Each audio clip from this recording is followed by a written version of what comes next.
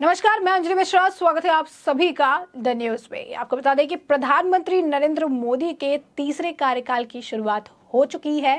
3.0 जो है मोदी का, अगर आप कहेंगे कि ये नया कार्यकाल बताया जा रहा है, क्योंकि प्रधानमंत्री नरेंद्र मोदी ने तीसरे बार जो है प्रधानमंत्री पद की शपथ ली है। और इस शपथ ग्रहण समारोह में कई सारे बॉलीवुड के दिग्गज अभिनेता रहे, कई सारे बड़े और दिग्गज नेता भी रहे, लेकिन अगर कोई नहीं रहा तो विपक्ष के बड़े और वरिष्ठ नेता।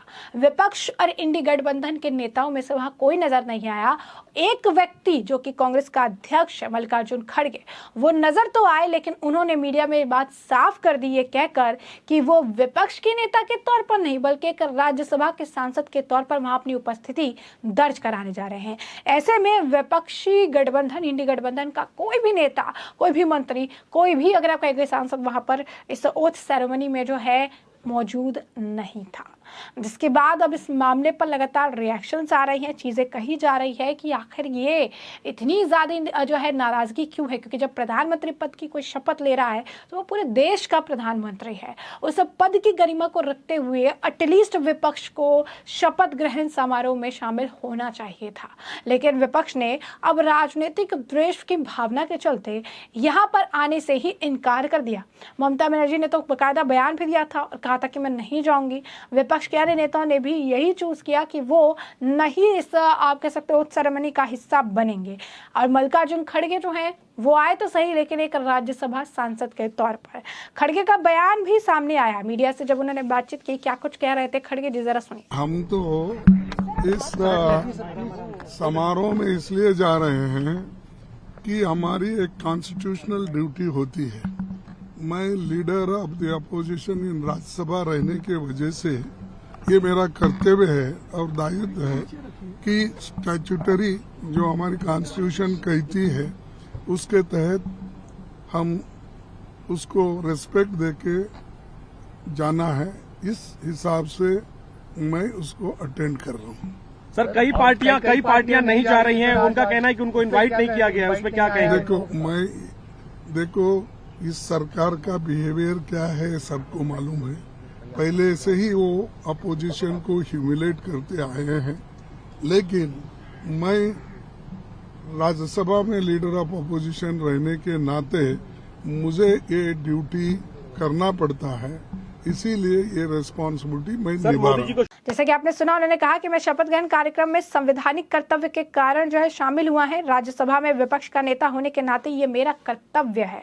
जी हाँ, बिल्कुल सही सुना आपने।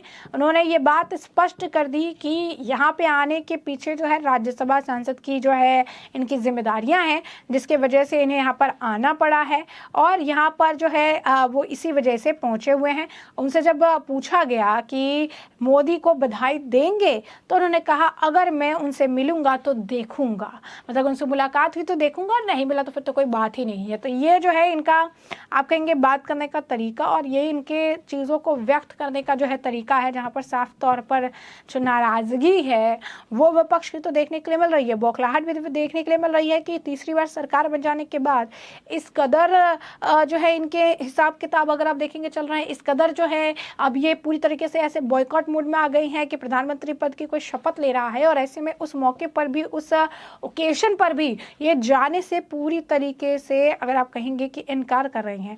और विपक्ष के इस स्टेप को लेकर तरह तरह की बातें, तरह तरह के अगर आप कहेंगे कि बयान जो है देखने के लिए मिल रहे हैं। लोग इसकी निंदा भी कर रहे हैं, लेकिन इन सबके बीच आपको बता दें कि नवीन पटनायक की अगर हम बात करें, एक आप कह सकते हैं एक लीडर के तौर पर एक विपक्ष के नेता भी हैं वो, और ऐसे में उड़ीसा में अगर आप देखेंगे बीजेपी ने सरकार बना ली और एक लंबा एरा जो है नवीन पटनायक के राजघाव से समाप्त किया। एक नए अगर आप कहेंगे कि युग की शुरुआत जो है उड़ीसा में एक नए सरकार के साथ देखने के लिए मिली है। अब ऐसे में अगर आप देखेंगे कि किस तरीके से नवीन पटनायक की अगर हम बात करें तो नवीन पटनायक ने अपने जरिए जो है, अपने खास तौर पर जो है प्रधानमंत्री नरेंद्र मोदी को एटलीस्ट एक बधाई जो है वो लिख के दी। उन्होंने कंग्रेचुलेट जो है उन्होंने किया। नवीन पटनायक के करीबी ने जहाँ पर राजनीति से संन्यास ले लिया, लेकिन कहीं ना कहीं नवीन पटनायक की अगर हम बात करें तो उन्होंने प्रधानमंत्री नरेंद्र मोदी को बधाई दी। उन्होंने मेंबर्स ऑफ जो भी पार्लियामेंट्स जो उड़ीसा के लिए बने उन सभी को जो है उन्होंने, अश्वनी वैष्णव से लेकर जितने लोगों को मिनिस्ट्री मिली उन सभी के लिए भी उन्होंने बधाई जो है लिखी। कहीं ना कहीं एक लोगों का अगर आप कहेंगे कमेंट में भी लोग ये कह रहे हैं कि जो भी मनमुटाव हो, जो भी मतभेद हो, लेकिन नवीन पटनायक जो कि इतने लंबे समय तक उड़ीसा में एज अ मुख्यमंत्री थे, लेकिन उनकी कुर्सी जाने के बाद भी उन्होंने कटसी मेंटेन की। उन्होंने प्रधानमंत्री नरेंद्र मोदी के लिए भी जो है, प्रधानमंत्री के लिए भी उन्होंने पोस्ट लिखा बाकायदा, उन्होंने उन्हें कॉन्ग्रेचुलेट किया है। क्या लिखा है उन्होंने उसके बारे में भी हम आपको थोड़ी सी जानकारी दे देते हैं।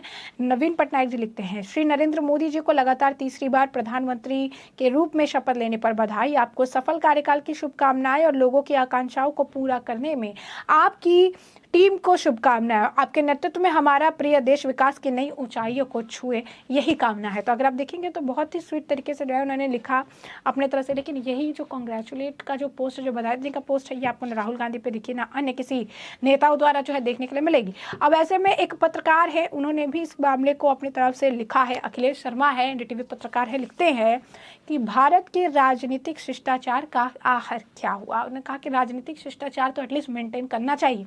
उन्होंने लिखा क्या हुआ, उन्होंने कहा समन्त चुनावी गर्मी समाप्त होने पर परिणाम आने के बाद राजनेताओं में विजेता को अभिवादन और पराजित को सांत्वना देने का चलन रहा है।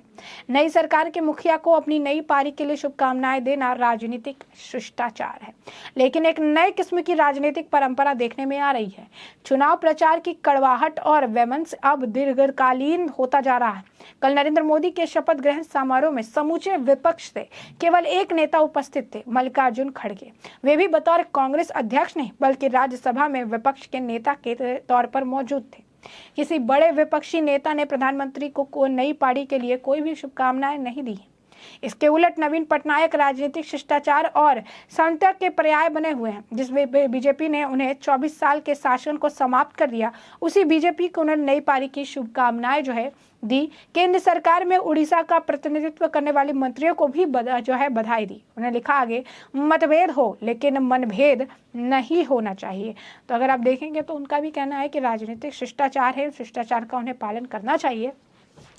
मतभेद हो सकते हैं, अलग अलग थॉट प्रोसेस हो सकता है, अलग अलग थिंकिंग हो सकती है, लेकिन मनभेद नहीं होना चाहिए, क्योंकि इससे आपसी जो इनके चीज़ें हैं, आपसी जो इनका व्यवहार है, आपसी जो कहीं ना कहीं इनके जो कनेक्शन है, ये ख़राब होता है। और ये कहीं ना कहीं काफ़ी ज़्यादा असर डालता है, क्योंकि एक राजनीति में कुर्सी की इज्जत, अगर आप कहेंगे कि कहीं ना कहीं जो पद है उसकी गरिमा, ये बनाए रखना बहुत ज़्यादा ज़रूरी है। और जब कोई प्रधानमंत्री बनता है तो वो किसी पर्टिकुलर पार्टी और पर्टिकुलर अगर आप कहेंगे उसके लिए सेक्शन के लिए काम नहीं करता, वो देश का प्रधानमंत्री होता है, देश के लिए काम करता है, देश को प्रगति की तरफ आगे ले जाता है, देश के लिए काम करता है और देश के लिए वो पूरा कार्यकाल उसका होता है। और ऐसे में उस पद की गरिमा के लिए, उस पद की इज्जत के लिए और राजनीतिक शिष्टाचार के तहत एटलीस्ट विपक्ष के कोई नेताओं को सामने आना चाहिए था, उन्हें बधाई देनी चाहिए थी। साथ ही साथ अगर वो नहीं भी शामिल हो रहे हैं तो इतना तो करना ही चाहिए था कि देश के प्रधानमंत्री को एटलीस्ट वो बधाई दे। तो कहीं ना कहीं नहीं बधाई देना, कॉन्ग्रेचुलेट नहीं करना, वो उनके आप कहेंगे कि बौखलाहट को दिखा रहा है। कहीं ना कहीं उन्हें लगा था कि जोड़ तोड़ की राजनीति करके सत्ता में आएंगे, लेकिन ऐसा नहीं हो पाया। और ये तीसरा बार जो है अगर आप कहेंगे कि मौका नरेंद्र मोदी को मिला, जिसकी वजह से उनकी कड़वाहट और उनका मनभेद जो है साफ तौर पर दिख रहा है। तो ऐसे में हमने आपको जो पूरा मामला है विस्तार से बताया कि पूरा मामला क्या है। इस मामले पर बाकी जो रहा कमेंट सेक्शन में कमेंट करके हमें जरूर साझा करिएगा। धन्यवाद।